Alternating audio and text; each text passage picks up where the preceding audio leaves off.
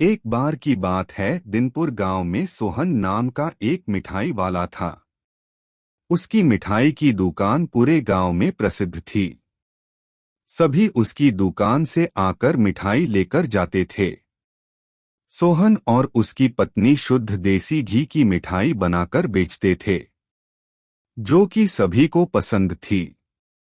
बहुत मिठाई की बिक्री के कारण उसकी दुकान अच्छी चल रही थी, जिससे उसको काफी मुनाफा भी हो रहा था।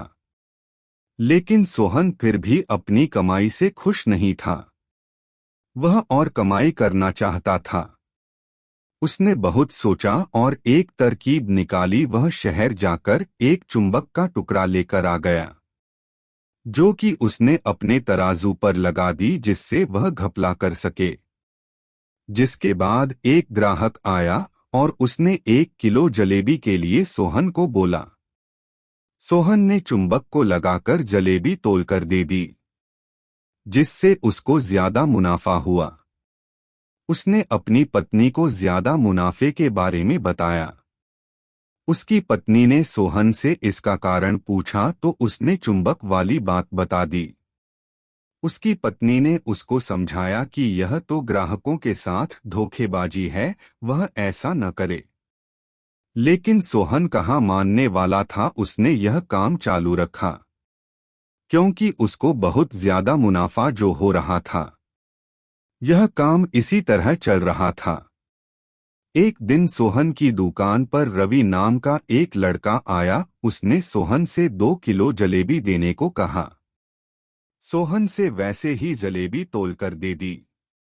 रवि ने जब जलेबी को देखा तो सोहन को बोला, यह तो कम लग रही है, क्या आप इसको दोबारा तोल सकते हैं? इस पर सोहन गुस्सा हो गया और रवि को बोला, मुझे और भी बहुत काम है। तुमको लेकर जाना है तो ले जाओ, वरना रहने दो।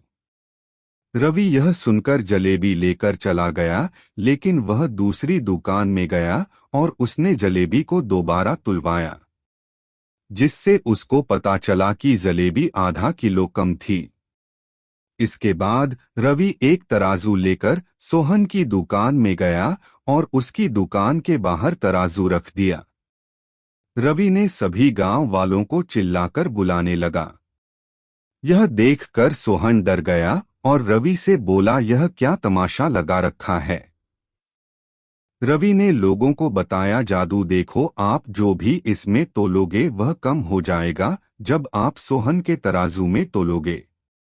उसने यह करके दिखाया और इसके बाद उसने सोहन के तराजू में लगा चुंबक लोगों को दिखाया और सारी बात बताई, जिससे लोगों ने सोहन की खूब पिटाई की।